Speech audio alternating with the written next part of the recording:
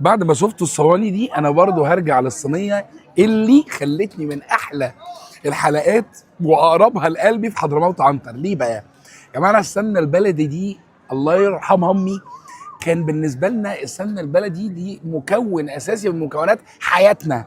فلما اجي الاقي صينيه فيها لحمه بالسمنه البلدي، وحمام متحمر في السمنه البلدي، وذكر بط متحمر في السمنه البلدي، في الطعم طبعا بقى مع الصوص الفته مع الملوخيه مع السمنه البلدي معمول بيها الرز، فانت محبين السمنه البلدي في الصينيه دي هيتكيفوا ايام تكييف.